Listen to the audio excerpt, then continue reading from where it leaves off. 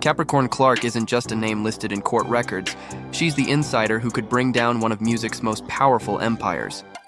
As Diddy's former right-hand strategist and brand architect, she had unrestricted access to the inner workings of his empire. This wasn't someone hired for optics. Clark reportedly managed personal affairs, oversaw brand deals, and orchestrated high-level strategy for Combs Enterprises. Her proximity to Diddy wasn't casual, it was critical. And now, after years of silence and alleged hush payments, she's set to break it all open in federal court. What makes Capricorn Clark's testimony so explosive isn't just her role, it's what she witnessed. According to investigators, she may hold the missing pieces connecting Diddy to systemic abuse, silencing of accusers, and backdoor financial deals designed to keep secrets buried.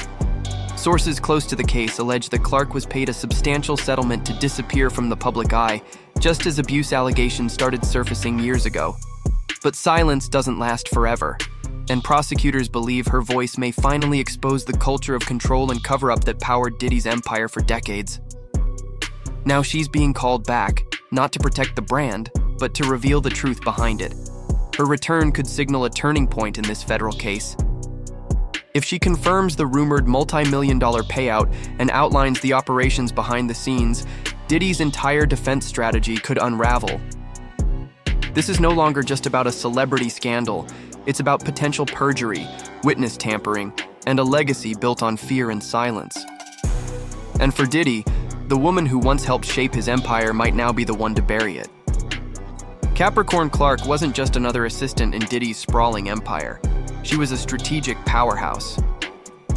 Holding the title of Vice President of Brand Strategy and Marketing at Combs Enterprises, she shaped the image of one of hip-hop's most iconic figures.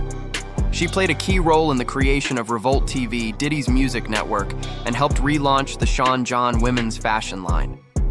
Her influence touched nearly every major Diddy initiative from the early 2000s to the mid-2010s.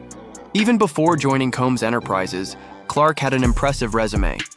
She worked at major industry pillars like Def Jam, BET Films, and Sony BMG, where she consulted for high-profile artists including Ciara and R. Kelly. She managed not only branding but also high-stakes logistics, overseeing production for major networks like HBO and NBC while at Crossroads. Her move to Diddy's camp wasn't just a job change, it was an elevation to one of the most trusted roles in entertainment branding. And with that trust came access. Capricorn didn't just schedule meetings or coordinate events, she was embedded in the personal and professional operations of Sean Combs. From daily logistics to crisis management, she saw the man behind the mogul. If there was one person who understood how Diddy's public image was maintained and what it cost behind the scenes, it was her. And now, her decision to testify could reveal everything she once protected. The night Kid Cudi received that chilling phone call marked a turning point, not just in his life, but in the unraveling of the Diddy mythos. According to Cudi's sworn testimony, Cassie had warned him that Diddy had found out about their relationship. What followed was straight out of a psychological thriller. Cudi returned home to find his security cameras disabled, his dog shaken and locked in a room, and his Christmas gifts tampered with. It wasn't a robbery, it was a warning. But what made this incident more terrifying was the voice on the other end of the phone, Capricorn Clark. She called Cudi from inside the vehicle, allegedly forced to accompany Diddy and another associate to his house. Her voice was filled with fear, and she told Cudi point blank that she was being held against her will. This wasn't just a prank or an impulsive stunt, this was premeditated. And the presence of Capricorn, one of Diddy's closest allies, made it all the more disturbing. Her fear signaled that even those inside the circle were no longer safe. By the time Cudi arrived, Diddy had vanished. The scene left behind felt staged to terrify. The lack of forced entry, the subtle chaos, the terrorized dog, all of it suggested control, not chaos. And Clark's call may be the smoking gun. It linked Diddy to the event in real time and placed Capricorn as a frightened, unwilling witness, someone who could now help dismantle the empire she once helped build. Capricorn's name doesn't only surface in court transcripts, it echoes across multiple lawsuits involving Diddy's inner circle. One particularly damning civil suit from Don Richard, a former member of Danity Kane and Dirty Money, names Clark as the assistant who allegedly tried to manage and sanitize horrifying scenes behind the scenes. In one claim, Dawn recounted being at a party where incapacitated young women were allegedly violated, and she begged Clark to let her leave. Instead of immediate help, Clark reportedly told her to wait 15 minutes to make it make sense, code for ensuring her exit wouldn't upset Diddy. Another disturbing incident mentioned Clark directly. During a formal dinner with celebrities and music executives, Cassie and Diddy reportedly argued in public. The moment escalated so quickly that Diddy allegedly punched Cassie in the stomach in front of stunned guests. Who helped her up and escorted her out of the room? Capricorn Clark. While Diddy stayed behind, laughing and mingling, Clark was the one who silently cleaned up the mess, again. It wasn't just a job. It was a role built on complicity and control. These examples aren't just rumors. They're documented in sworn legal filings. They establish a pattern that Capricorn may now confirm under oath. And if she does, her testimony could make one thing very clear. Behind every polished photo op, every red carpet event, was a support system built not just on loyalty, but on fear. A system Clark once upheld and is now preparing to expose. Suge Knight's bombshell interview cast an ominous light on Capricorn Clark's relationship with Diddy. He claimed that Clark was physically assaulted by Combs after allegedly withholding information about Cassie and Kid Cudi. And according to Suge, Interscope wrote a large settlement check to make Clark disappear quietly. It was a chilling account, and one that, if true, speaks volumes about the methods used to protect Diddy's empire. Capricorn didn't respond to Suge Knight directly, but weeks later she took to social media with cryptic, emotionally raw posts.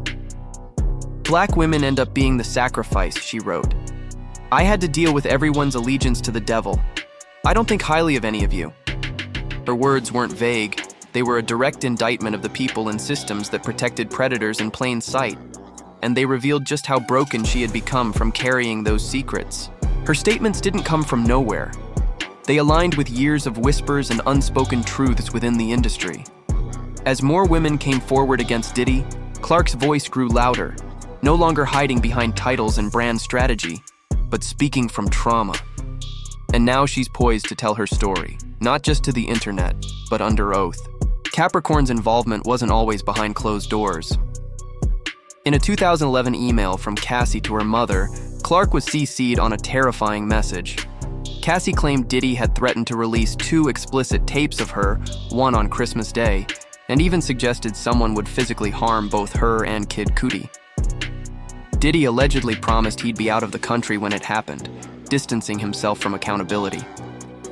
That email wasn't just emotional, it was evidence. And Clark's inclusion on the message thread put her at the center of a conspiracy Cassie feared could turn violent. She wasn't just a passive recipient. She was one of the few people Cassie trusted to know what was happening in real time. And that raises critical questions. What did Clark do with that information? Did she warn Cassie's mother? Did she confront Diddy? Her answer to those questions, if asked in court, could be monumental.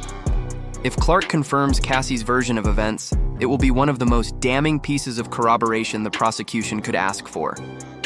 And if she stayed silent, it could paint a different, darker picture, one of fear, complicity, and self-preservation within the inner workings of Combs Enterprises.